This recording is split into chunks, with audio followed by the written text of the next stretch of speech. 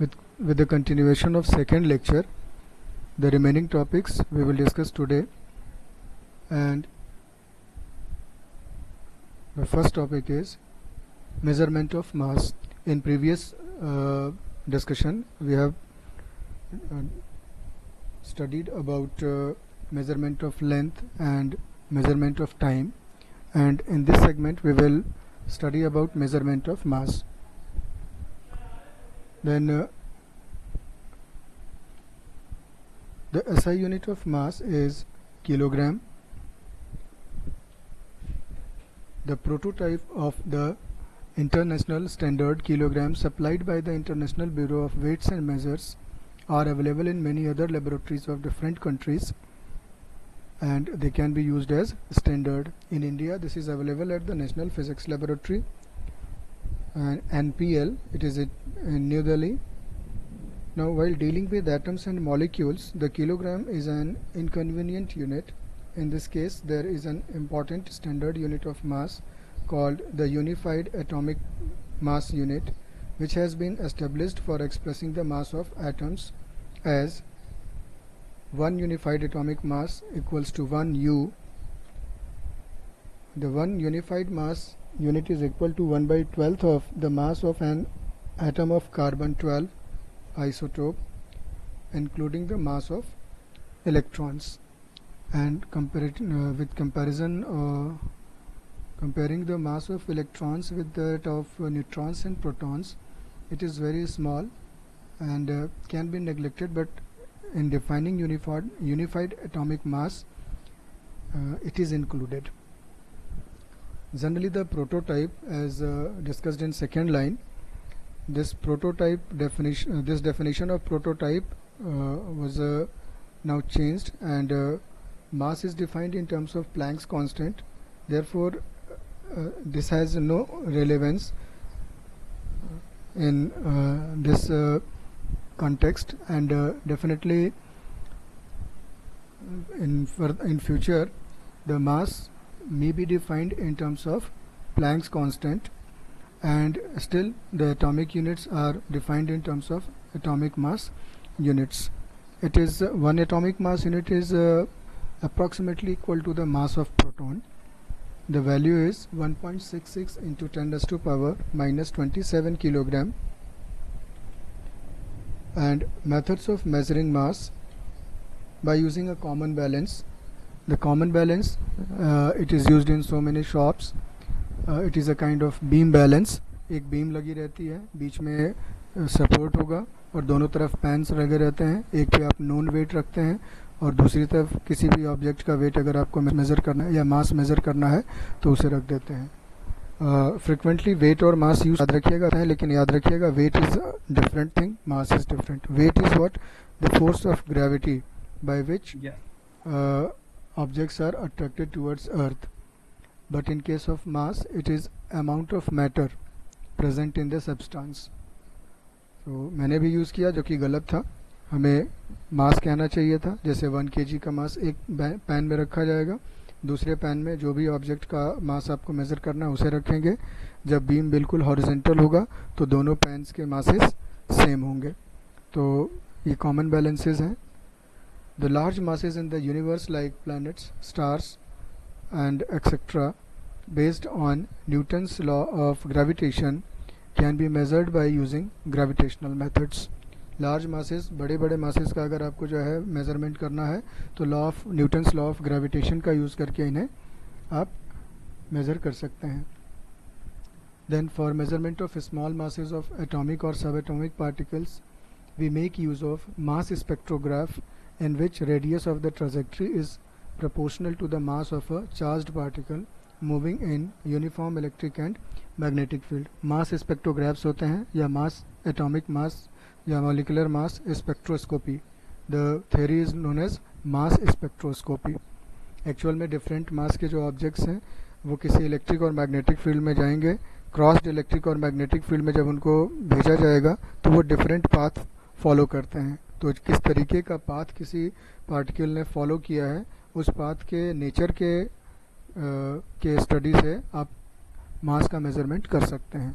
तो इसे मास स्पेक्ट्रोग्राफी कहा जाता है. Then range of mass. The masses of the objects we come across in the universe vary over a very wide range. These may vary from tiny masses of order of 10 raised to power minus 30 kilogram of an electron to the huge mass of about 10 raised to power 55 kilogram of the known universe. मतलब कि smallest value 10 raise to power minus 30 हो सकती है, जो कि mass of electron के equal है, और जो मैक्सिमम वैल्यू है जो कि अप्रॉक्सीमेट मास ऑफ यूनिवर्स के बराबर है, जितना हम यूनिवर्स को जानते हैं।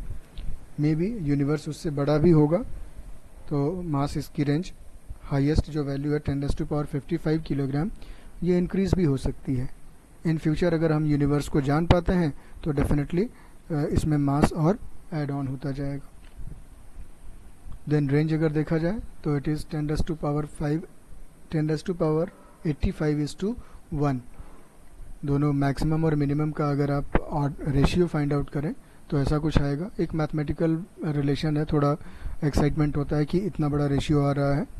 अदरवाइज आप स्मॉलर रेंज, स्मॉलेस्ट वैल्यू और लार्जेस्ट वैल्यू आपको क्लियर आउट हो गई होगी, सब एटॉमिक मासेस से लेके मास ऑफ यूनिवर्स तक। और हम लोग जो डे टू डे लाइफ में फिज़िक्स में डील करेंगे या लेबोरेटरीज वगैरह में जो हम डील करेंगे वो जनरली फाइनाइट मासेस होते हैं, कुछ ग्राम्स से लेके कुछ किलोग्राम्स तक हो सकते हैं। Now there is a range of mass, these are the masses of different objects. For mass of electron, the order of mass is given 10 raised to power minus 30, for proton 10 raised to power minus 27 and so on. Human beings के लिए देखिए 10 raise to power 2 दिया है, grep के लिए 10 raise to power minus 3। अब आप कहेंगे कि 10 raise to power minus 3 kilogram का जो है वन ग्रेप का जो है मास, ये कुछ बता रहे होंगे कि 1 ग्राम के आसपास होता होगा। मॉस्किटो का मास दिया 10 raise to power minus 5। These are the approximate values. Yes sir human, हाँ, मैंने कहा ना कि एक रेंज दिया हुआ है। आपने ऐसे लोगों को भी देखा होगा जो 120 किलो 130 किलो के भी हो जाते हैं, है ना, और कुछ ऐसे होते हैं कि वो फनी होते हैं, जी के भी नहीं होते हैं। तो एक average, on an average maximum इतना हो सकता है। फिजिकली फिट है कोई पर्सन तो, और हैवी तो बहुत सारे लोग हो सकते हैं। बट मून के केस में, अर्थ के केस में, या गैलेक्सी के केस में ये जो मासेज हैं, these are the order of mass. Order of mass का मतलब कि ह्यूमन का जैसे 100 है तो 2.1 इंटू 100 हो सकता है, 1.2 इंटू 100 हो सकता है, 1.0 इंटू 100 हो सकता है, 0.9 इंटू 100 हो सकता है। इस तरीके से भी चीज़ें कह सकते हैं आप। Then time, measurement of time, आप टाइम कैसे मेज़र करेंगे? We use atomic standard of time which is based on the periodic vibrations produced in a cesium atom. This is the basis of sometimes called atomic clock used in the national standards. Detail दी हुई है, मैं इसको नहीं पढ़ने जा रहा हूँ। ये डिटेल हम लोगों ने टाइम के डेफिनेशन में भी डिस्कस किया था, आप नोट डाउन कर लेंगे। Then the vibrations of the cesium atom regulate the rate of this cesium atomic clock, just as vibration of balance wheel regulate an ordinary wristwatch or vibrations of a small quartz crystal regulate a quartz wristwatch. जैसे कि अगर आप atomic clocks की बात करें तो वहाँ पर जो है क्रिस्टल्स में वाइब्रेशंस होते हैं, उन वाइब्रेशंस से आप जो है टाइम पीरियड को मेज़र करते हैं। तो अगर एटॉमिक ट्रांजिशंस हैं तो नंबर ऑफ़ वाइब्रेशंस बहुत ज़्यादा होंगे और लॉन्ग ड्यूरेशन के होंगे। जैसे आप सिंपल वॉल क्लॉक्स में अगर बात करें तो वॉल क्लॉक्स में अगर कभी आपने क्लॉक का मशीन पीछे खोल के देखा होगा तो उसमें कुछ ऐसे जो है डिवाइसेस होते हैं जो कि मूव करते हैं सेल की एनर्जी के साथ, और एक छोटे से व्हील के मूवमेंट पे पॉइंटर्स मूव करते हैं जो कि निडल्स के फॉर्म में होते हैं। और सबसे ज़्यादा तेज़ जो मूवमेंट होता है वो किसका होगा? सेकेंड्स क्लॉक का, और उसका टाइम ड्यूरेशन 1 सेकेंड होता है। 1 सेकेंड से छोटा हो तो डिजिटल क्लॉक्स का आप यूज़ कर सकते हैं। Then range of order of time, t longest ratio t shortest equals to 10 raised to power 41:1। फिर से वही वैल्यूज़, अगर आप वैल्यूज़ की बात करें तो अच्छा इसमें दिया नहीं है, yes it is here only. Life span of most unstable particle, most unstable particle ये रेडियो एक्टिव पार्टिकल्स हैं जो कि न्यूक्लियर रिएक्शंस में बनते हैं और तुरंत इनकी लाइफ ख़त्म भी हो जाती है। तो बहुत सारी डिफरेंट जो है चीज़ें दी हुई हैं, आप समझने के लिए या अपना फिज़िक्स को डे टू डे लाइफ से रिलेट करने के लिए देख सकते हैं। जैसे कुछ चीज़ें इसमें दी हैं जो आपके लिए मज़ेदार हो सकती हैं। विंक ऑफ आई 10⁻⁻1 यानी 0.1 second. Time between successive human heart beats 10⁻0 का मतलब क्या है? 1। Travel time for light from the moon to earth, this is again 1 second. Travel time for light from the sun to earth 10⁻2 100 seconds. 8 minute के आसपास का time मिलता है और उस 8 मिनट को आप सेकेंड्स में कन्वर्ट करें तो उसका ऑर्डर कितना आएगा? 10⁻2। Then time period of satellite is given, rotation period of earth is given and these periods are given in SI systems. जैसे 24 आवर्स हैं तो 24 आवर्स को अगर आप जो है कन्वर्ट करेंगे सेकेंड्स में तो वो जो है 10⁻5 के अप्रॉक्स आएगा। 10⁻17 सेकेंड्स। तो एक तरीके से आपको टू पावर में आएगा 10⁻24 से लेके 10⁻17 तक। और कॉमनली आप देखते हैं बहुत सारे टाइम ड्यूरेशंस आप लोग भी ऑब्जर्व करते हैं। जैसे आपके स्कूल्स होते हैं तो आपके जो है 1 पीरियड का टाइम ड्यूरेशन 40 मिनट्स या कुछ पीरियड्स 45 मिनट्स के होते हैं, तो 40 मिनट्स का टाइम स्पैन है। पूरा स्कूल आपका 6 आवर्स एंड 10 मिनट्स का है। इस तरीके से एक पीरियोडिसिटी आप इवेंट्स की देखते हैं और उन्हीं पीरियोडिसिटी मेजरमेंट में टाइम का मेजरमेंट मिलता है। Then now we will discuss about accuracy, precision of instrument and errors in measurement. Then very first one is error. What is error? The result of every measurement by any measuring instrument contain some uncertainty. This uncertainty is called error. जैसे आप कोई practical कर रहे हैं और मैं एक example practical का दे रहा हूँ, क्योंकि जब हम मेजरमेंट्स करते हैं तो definitely in measurements we measure things and during the measurement there may be some errors produce in measurement, and error is exactly the difference between exact value and measured value, and it is known as absolute error. Suppose आपको एक metre rod दिया गया है या कोई rod दी गई है जिसकी स्टैंडर्ड वैल्यू कुछ है, x है सपोज करिए, और आपको मेज़रमेंट करने के लिए दिया गया। आपने मेज़रमेंट किया और आपने कोई वैल्यू ली, फाइंड आउट की, और वो वैल्यू जो गिवन वैल्यू है उससे डिफ़र है, तो डेफिनेटली या तो वैल्यू कम होगी या ज़्यादा होगी। तो जब वैल्यू लेस देन या ग्रेटर देन हो तो जितने अमाउंट से ये लेस होगी या ग्रेटर होगी, that amount is known as error. Now what is accuracy? The accuracy of a measurement is a measure of how close the measured value is to the true value of the quantity. That means कि अगर आप जो measured value है वो given value यानी true value या given value या standard value इसके कितना क्लोज है, अगर ज़्यादा क्लोज होगा तो एक्यूरेट होगा, कम क्लोज होगा तो वो एक्यूरेट नहीं होगा। तो एक्यूरेसी आई होप कि क्लियर होगा सब। जैसे हम लोग एग्जांपल के लिए बताऊं, in 11th standard we perform a practical to find acceleration due to gravity, and at any place acceleration due to gravity have some fixed value, and the measured value may be different to that fixed value. measured value उस fixed value से different हो सकती है। कितना अगर ज़्यादा difference है तो ये कम accurate measurement होगा, कम difference है तो accuracy measurement की ज़्यादा होगी, और कोई अगर measurement less accurate है तो error की value उसमें ज़्यादा होगी।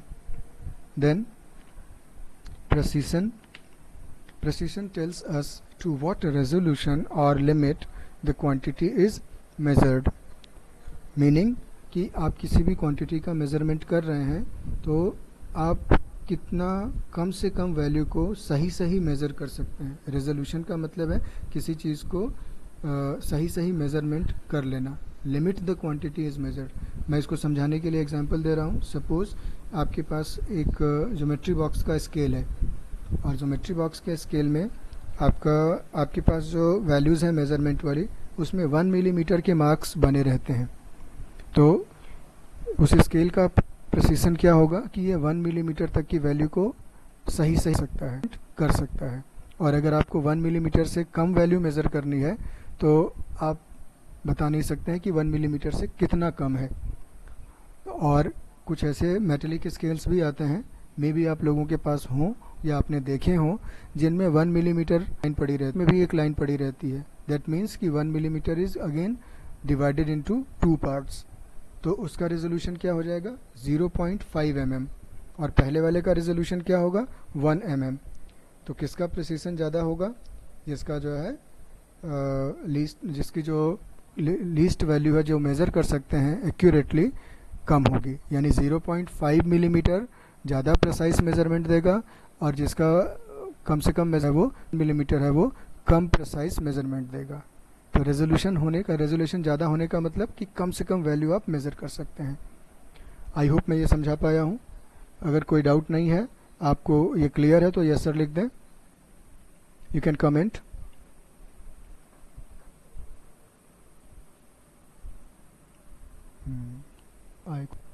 आए कुछ कमेंट्स। ओके, 2 लोगों के कमेंट आए हैं अभी, बाकी लोग भी कमेंट करें बेटा। ओके, देन कंटिन्यू करते हैं। एग्जाम्पल्स।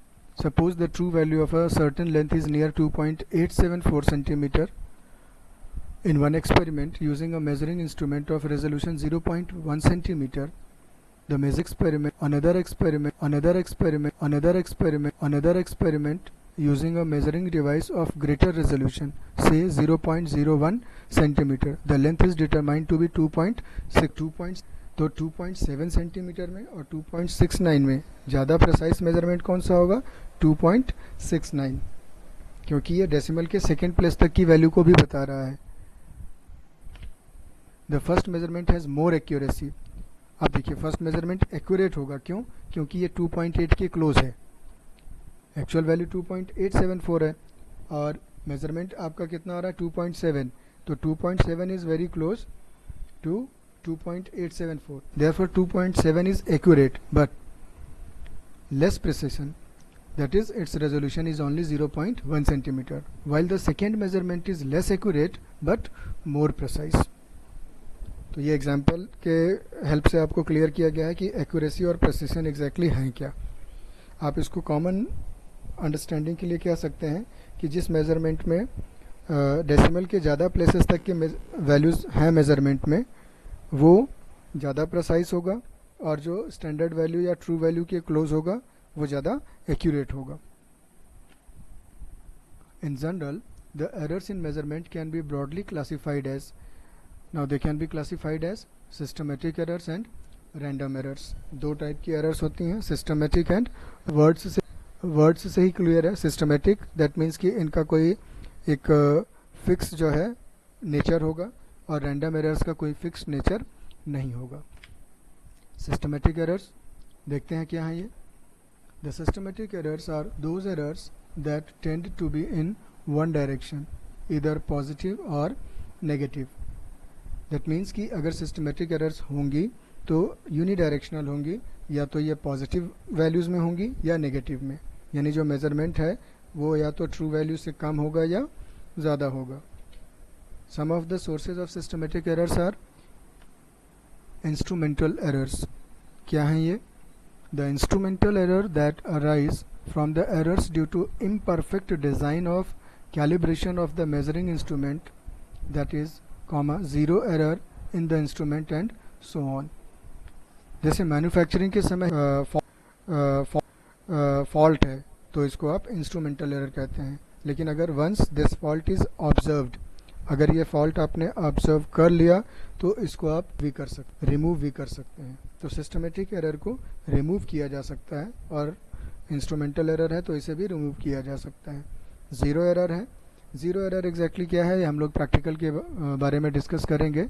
थोड़ा सा मैं बेसिक बताता हूँ आपको कि sometimes the starting point the measurement is not exactly started with 0. कोई स्केल आपके पास है, सपोज वो टूट गया है और मेज़रमेंट जो है वो सपोज़ कर लिए कि 0.4 मिलीमीटर से स्टार्ट है। तो अगर आप उस स्केल से मेज़रमेंट लेंगे तो मेजर्ड वैल्यू सपोज 7.4 आएगा, तो आप मेज़रमेंट में 7.4 लिखेंगे तो ये गलत है।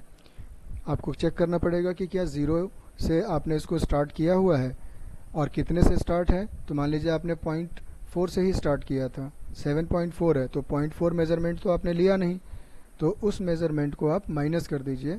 तो 7.4 माइनस 0.4 करेंगे तो 7 आ जाएगा। तो ज़ीरो की लोकेशन की वजह से जो एरर्स आते हैं उनको ज़ीरो एरर्स कहते हैं। कुछ जैसे मान लीजिए किसी ने मेज़रमेंट किया ही और उसने जो है ज़ीरो वैल्यू से लेफ़्ट की तरफ जो है स्टार्टिंग जो है पॉइंट पे रख दिया, तो जब लेफ़्ट की तरफ रखेंगे तो भी मेज़रमेंट ज़्यादा हो जाएगा, राइट की तरफ रखेंगे तो मेज़रमेंट एक्चुअल में कम होगा लेकिन स्केल ज़्यादा दिखाएगा। जैसे आप 1 सेंटीमीटर पर रख के कोई मेज़रमेंट ले रहे हैं और 10 सेंटीमीटर की लाइन है, तो 1 सेंटीमीटर पर रखेंगे तो मेज़रमेंट आपका क्या आएगा, 11 सेंटीमीटर। अगर आपने 11 सेंटीमीटर रिकॉर्ड किया तो वो गलत ऑब्जर्वेशन है और सही क्या होनी चाहिए, 10। तो आपको चेक करना है कि आपने स्टार्ट कहाँ से किया है। तो इस तरीके की एरर्स जो है इंस्ट्रूमेंट्स में भी होती हैं, ज़ीरो एरर्स, कुछ वर्नियर कैलिपर्स में और स्क्रू गेजेस में होती हैं। डिस्कस करेंगे जब इनके बारे में डिटेल में डिस्कस करेंगे। Example, the temperature graduation of a thermometer may be inadequately calibrated. It may read 104 degrees centigrade at the boiling point of water at STP, whereas it should read 100 degrees centigrade. In a vernier calipers, the zero mark of vernier scale may not coincide with the zero mark of the main scale. Vernier calipers में दो scale होते हैं, vernier and main scale, इनके दोनों के zero कॉन्साइड करने चाहिए। अगर आपने जो है इसको यूज़ की करेंगे जब आप, तो हम लोग डिस्कस करेंगे जब इसे यूज़ किया जाता है तो सबसे पहले ये चेक किया जाता है कि क्या वर्नियर का और मेन स्केल के जो है ज़ीरोज़ एक साथ मैच कर रहे हैं। अगर नहीं मैच करते हैं तो उनमें ज़ीरो एरर्स होती हैं। नहीं मैच करेंगे तो मेन स्केल के ज़ीरो से या तो राइट साइड होगा वर्नियर का ज़ीरो या लेफ़्ट साइड होगा। तो इस तरीके से लेफ़्ट या राइट साइड पे होने पे आप पॉजिटिव और नेगेटिव ज़ीरो एरर्स होते हैं। राइट साइड में होगा तो ये आपके लिए पॉजिटिव ज़ीरो एरर होगी, लेफ़्ट साइड में होगा तो नेगेटिव ज़ीरो एरर होगी। एन ऑर्डिनरी मीटर स्केल में be worn off at one end, मैंने डिस्कस किया अभी आपको कि मीटर स्केल अगर आपका टूट गया हो तब क्या हो सकता है।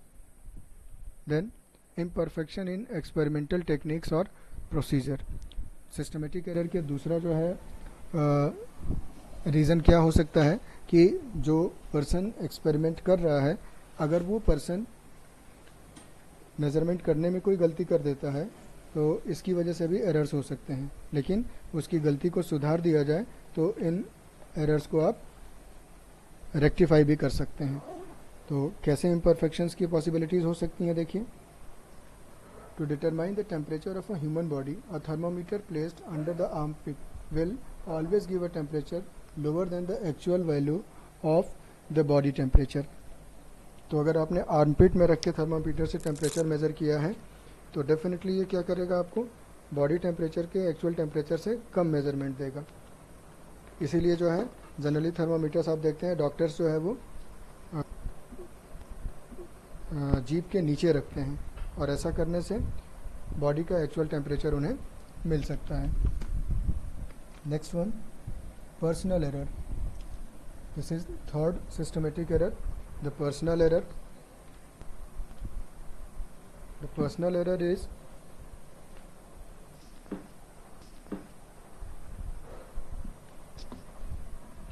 the personal error arises due to individual bias, lack of proper apparatus or individual carelessness in taking the observation. अगर किसी पर्सन ने जो ऑब्जर्वेशन ले रहा है उसने किसी तरीके से केयरलेसनेस दिखा दी या ऑब्जर्वेशन लेते वक्त कुछ प्रिकॉशंस का, तो भी मेज़रमेंट्स में एरर आ सकती है और इस टाइप के एरर हैं observations without observing proper precautions and so on. Example, if you hold your head a bit too far to the right while reading the position of a needle on the scale, you will introduce an error due to parallax. जैसे कल मैंने आपको बताया था कि parallax errors आ जाते हैं, तो इस तरीके से मेज़रमेंट लेने पर पैरालैक्स एरर की पॉसिबिलिटीज़ भी लगती हैं. देन ऐसे रिवाइज सब जरा इसे रिवाइज करें. मैं बस थोड़ी देर का पॉज ले रहा हूँ.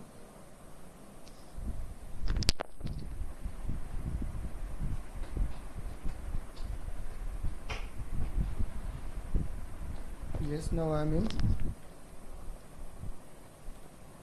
Systematic errors can be minimized. इनको मिनिमाइज किया जा सकता है by improving experimental techniques, selecting better instruments and removing personal bias as far as possible. कई बार किसी की आई साइट अगर वीक है और सपोज कर लीजिए आई साइट तो भी मेज़रमेंट एग्जैक्टली 1.9 है और पर्सन ने उसको रिपोर्ट कर दिया 2.9, तो इस टाइप की एरर्स को पर्सनल एरर्स कहते हैं. और बार बार रीडिंग लेने से मिनिमाइज भी किया जा सकता है. या प्रिकॉशंस अगर नहीं ली हैं तो अगले रीडिंग में आप इन एरर्स को मिनिमाइज कर सकते हैं. Now the random errors. The random errors are those errors errorly and hence are random with respect to sign and ये irregular इनका जो है ओरिजिन होता है और इनके बहुत सारे फैक्टर्स हैं जिसकी वजह से ये हो सकती हैं. These can arise due to random and unpredictable fluctuations in experimental conditions, personal errors by the observer taking readings and so on. Experimental conditions means suppose कोई एक्सपेरिमेंट आप कर रहे हैं, टेम्परेचर आपने एक ऑब्जर्वेशन लिया और रूम का टेम्परेचर कुछ है. अगर कोई टेम्परेचर में फ्लक्चुएशन आया और ऐसा फ्लक्चुएशन जिसकी वजह से रीडिंग्स में फ़र्क हो सकता है, तो आप इसे कंट्रोल नहीं कर सकते हैं. Therefore it is a irregular error. कम होगा या ज़्यादा इसके बारे में भी नहीं कुछ कहा जा सकता है. तो इरेगुलरिटी इनमें होती है. Now examples. When the same person repeats the same observation it is very he may get different readings every time. ये होता है जब आप भी एक्सपेरिमेंट्स करेंगे. कुछ केसेस में ऐसा होता है कि सेम ऑब्जर्वेशन के लिए सेम क्वांटिटी मेजरमेंट्स कर रहे हैं और डिफरेंट ऑब्जर्वेशंस में आपके मेजरमेंट्स भी एक दूसरे से मैच नहीं करते हैं. It happens due to random errors. Least count error. This error is due to the instrument. क्या कहता है ये error? The smallest value that can be measured by the measuring instrument is called its least count. ये definition अच्छे से समझ लीजिए. कई बार वाइवा में बिल्कुल चुप हो जाते हैं और least count error का मतलब सब लोग कहते हैं ज़ीरो. सर तो सबसे कम, फिर कहते हैं सबसे कम तो ज़ीरो होगा, इसलिए लीस्ट काउंट एरर ज़ीरो होती है. ऐसा बिल्कुल नहीं होता है. लीस्ट काउंट एरर क्या है? It is the smallest value that can be measured by the measuring instrument. It is least count. जैसे आपकी ज्योमेट्री बॉक्सेस में जो स्केल है, अगर उसमें मिनिमम वैल्यू जो आप मेज़र कर सकते हैं इट इज़ 1 मिलीमीटर, तो इसका लीस्ट काउंट क्या होगा? 1 मिलीमीटर. कुछ ऐसे स्केल्स होते हैं जिसमें इंचेस में होती हैं चीज़ें और इंचेस को फिर छोटे पार्ट्स में डिवाइड किया जाता है. तो अगर इंचेज में कैलिब्रेशंस हैं तो उसका लीस्ट काउंट क्या होगा? 1 इंच. और अगर कैलिब्रेशंस मीटर्स में हैं, जैसे मेजरिंग टेप्स होते हैं बहुत लंबे लंबे होते हैं, तो उसमें भी एक्चुअल में मेजरमेंट्स 1 सेंटीमीटर के भी होते हैं, तो उसका लीस्ट काउंट क्या होगा? 1 सेंटीमीटर. और अदरवाइज़ बड़े जो वैल्यूज़ हैं वो मीटर, 2 मीटर, 3 मीटर ऐसे भी होता है. आई होप कि आपने देखा होगा मेजरिंग टेप बड़े बड़े जो ग्राउंड के जो है डायमेंशंस को मेज़र करने के लिए स्पोर्ट्स में इस्तेमाल किए जाते हैं. Then the least count error is the error associated with the resolution of the instrument. जैसे किसी भी इंस्ट्रूमेंट से अगर आप मेज़रमेंट ले रहे हैं, सपोज आप ज्योमेट्री बॉक्स का स्केल यूज़ कर रहे हैं, कोई मेज़रमेंट आपने लिया 5.2, आपने एक्चुअल काउंट किया 5.2, but due to least count that 5.2 value may be greater by 0.1 centimeter, that is 1 millimeter, and it may be lesser by an amount of 0.1 centimeter. तो एक्चुअल में जब आप मेजरमेंट को रिपोर्ट करेंगे तो आप क्या लिखेंगे, 5.2 प्लस माइनस 0.1 सेंटीमीटर. तो जो रेंज है प्लस माइनस 0.1 की, that is least count error. और ये सभी इंस्ट्रूमेंट्स में उनके लीस्ट काउंट एरर को आप इंक्लूड करेंगे. Then examples, a vernier caliper has least count as 0.01 centimeter. A spherometer may have a least count of 0.001 centimeter. Using instruments of higher precision, improving experimental techniques, we can reduce the least count error. मेरी आवाज़ proper आ तो रही है? अगर कोई doubt या किसी तरीके की जो है डिस्टर्बेंस है तो बताइएगा, मैसेज कर दीजिए. आवाज़ क्लियर आ रही है?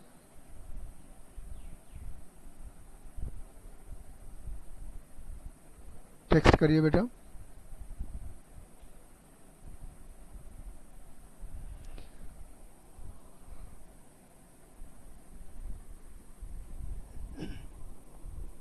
ओके, ठीक है.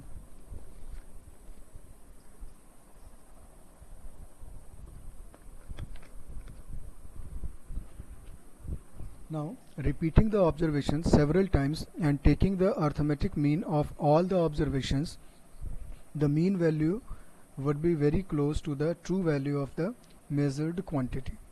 Actual जब हम measurements करते हैं हम लोग तो definitely हम observations लेते हैं. जितने ज़्यादा number of observations लेंगे random errors उतनी ही कम आएंगी. तो random errors को minimize करने का एक तरीका और भी है कि आप ज़्यादा से ज़्यादा observations लें, और इन सभी ऑब्जर्वेशंस की जो एवरेज वैल्यू होगी that value is very close to the true value. Experiment कभी भी जो है एक्सपेरिमेंट्स किए जाते हैं, मेजरमेंट्स लिए जाते हैं. In all those cases a number of observations has to be taken and after all observation average of these observations and that would be the measured value. और कुछ केसेस में जैसे आपको स्टैंडर्ड वैल्यूज़ नहीं दी हुई हैं और पता भी नहीं है कि स्टैंडर्ड, तो जो भी हैं, तो जो भी मेजरमेंट आप करते हैं उसमें आप सपोज कर लीजिए 10 ऑब्जर्वेशंस लिए आपने, तो 10 ऑब्जर्वेशंस का एवरेज निकालेंगे और उस एवरेज वैल्यू को ट्रू वैल्यू मान लेंगे. फिर हर एक ऑब्जर्वेशन को कंपेयर करेंगे एवरेज वैल्यू से और एरर्स निकालेंगे और जो भी एरर्स आएंगे उन सभी का एवरेज जब निकालेंगे you will get the average error in the measurement. हम लोग आगे के जो है तो करेंगे. कुछ notes. Least count error belongs to random errors category but within a limited size. It occurs with both systematic and random errors. Categorise अगर करें लीस्ट काउंट एरर को तो दोनों में ही आ सकती है, ये ऐसा कहा गया है. तो this is all about errors and मैं नेक्स्ट लेक्चर कंटिन्यू चलिए नहीं करते हैं, ये वाला लेक्चर 2 मीटिंग में हो गया है. तो अगर आपकी कोई डाउट्स हैं तो आप पूछ सकते हैं. अभी तक के टॉपिक रैंडम एरर. ओके, देखिए बेटा, रैंडम एरर्स एग्जैक्टली ऐसी एरर्स होती हैं जिनके प्रोड्यूस होने का रीज़न हमें नोन नहीं रहता है या वो रीज़न बहुत ही इरेगुलर वजहों से होता है. जैसे कि आपने कोई एक्सपेरिमेंट किया और जो एनवायरमेंटल कंडीशंस हैं या लेबोरेटरी की जो कंडीशंस हैं उसमें टेम्परेचर आ जाता है, प्रेशर आ जाता है और ह्यूमिडिटी और बाकी सारी चीज़ें भी जो है आ सकती हैं. कुछ एक्सपेरिमेंट्स ऐसे हैं जिनमें आपको बहुत सारी चीज़ों का, बेसिक चीज़ों का ख्याल रखना पड़ता है. सपोज़ आप सिंपल पेंडुलम के ऑसिलेशंस का एक्सपेरिमेंट कर रहे हैं और एक बच्चे ने फैंस ऑफ करके किया और एक बच्चे ने ऐसे किया कि फ़ैन ऑन है. तो फ़ैन जब ऑन होंगे तो वहाँ पर एयर का सर्कुलेशन डिफरेंट होगा और उसमें ऑसिलेशंस का जो टाइम ड्यूरेशन है उस पर इफ़ेक्ट पड़ सकता है. तो फ़ैन ऑन करने की वजह से जो एरर आई उसको आप रैंडम एरर कहेंगे, क्योंकि आपको ये आप नहीं पता कर सकते हैं कि फ़ैन ऑन करने से किस तरीके की जो है चेंजेस आ रहे हैं, क्या जो है टाइम पीरियड में इंक्रीज़ हो रहा है या डिक्रीज़ हो रहा है, और एक ऑब्जर्वेशन में इंक्रीज़ दूसरे में डिक्रीज़, और फिर कोई फ़र्क भी ना पड़े, क्या सिचुएशंस हैं। ये सारी चीज़ें जो है आप इनको होल्ड मेज़र, इनका एक तरीके से जो है एक सिस्टमेटाइज सीक्वेंस नहीं मिल सकता है। और इसके अलावा जो पर्सन मेज़रमेंट ले रहे हैं उसके मेज़रमेंट्स में भी प्रिकॉशंस का न ख्याल करने की वजह से कुछ ऐसे एरर्स हो सकती हैं कि एक बार अगर वो एरर हो गई तो दूसरा जब आप जो है ऑब्जर्वेशन लेंगे तो वो एरर को आप मिनिमाइज़ कर सकते हैं, लेकिन पिछले ऑब्जर्वेशन में जो हो गया उसको तो आप हटा नहीं सकते हैं ना। जैसे पैरालेक्स की वजह से जो एरर आ गई, मेज़रमेंट रिपोर्ट हो गया, तो वो मेज़रमेंट आप जो है रेक्टिफाई नहीं करेंगे, आपने तो वो मेज़रमेंट ले लिया, दोबारा फिर आप करेंगे तो हो सकता है कि आप प्रिकॉशंस आपके दिमाग में रहें या आपने उस समय सही तरीके से कर लिया, हो सकता है कि तीसरे ऑब्जर्वेशन में फिर आपने गलत तरीके से कर दिया। जैसे मान लीजिए एक ग्रुप में 6 स्टूडेंट्स हैं, तो हर एक जो है स्टूडेंट अलग अलग तरीके से ऑब्जर्वेशन लेगा। टीचर ने बताया कि आपको ऑब्जर्वेशन एग्जैक्टली ऐसे लेना है, और इंस्ट्रक्शन बच्चों ने ली, समझी, और उसको इंस्ट्रक्शन को फॉलो करने का जो एक पैटर्न है वो किसी बच्चे ने सही सही बिल्कुल फॉलो कर लिया, किसी ने उसको बहुत सही तरीके से नहीं फॉलो कर पाया, तो इसकी वजह से भी मेज़रमेंट में एरर्स आ सकती हैं। तो इन सब वजहों से जो एरर्स होती हैं इनको आप रैंडम एरर्स कहते हैं, और जिनको आप जो है कम नहीं कर सकते हैं, इनफैक्ट रिड्यूस नहीं कर सकते हैं पूरी तरीके से, लेकिन हाँ उन्हें मिनिमाइज़ करने का तरीका है कि आप ज़्यादा से ज़्यादा ऑब्जर्वेशंस लें, और वो भी ऑब्जर्वेशन ऐसे कि हर बार प्रिकॉशंस का ख्याल रखा जाए। आई होप क्लियर होगा। Yes sir. ओके, और कोई डाउट्स?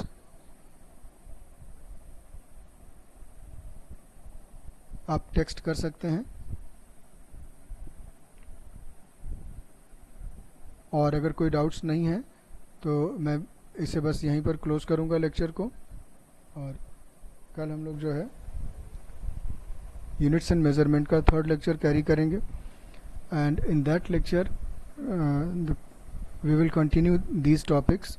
एरर्स को ही कंटिन्यू करेंगे, लेकिन किसी भी मेजरमेंट में एरर्स कैसे मेज़रमेंट किया जाता है और कितने टाइप के एरर्स होती हैं मेज़रमेंट्स में, और डिफरेंट मैथमेटिकल ऑपरेशंस में एरर्स को कैसे फाइंड आउट किया जाता है, तो ये सारी चीज़ें हम लोग कल डिस्कस करेंगे।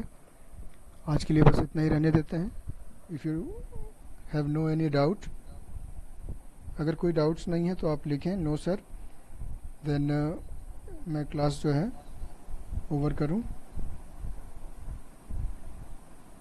ओके, ठीक है, यहाँ तक के टॉपिक्स के नोट्स आप लोग प्रिपेयर कर लीजिएगा, और अपने फ्रेंड्स जितने भी हैं उनसे थोड़ा आप लोग कहिए कि वो जो है क्लासेस ज्वाइन करें। क्लास ग्रुप पे मैं भी बार बार लिख रहा हूँ, और किसी का अगर कोई पर्सनल रीज़न है तो उनसे कहिए कि मेरे पर्सनल व्हाट्सएप पे वो मुझे जो है मैसेज करें, मे बी हम कुछ रेजोल्यूशन फाइंड आउट कर पाएँ। Okay, then definitely you can leave your class right now. Thank you, bye bye.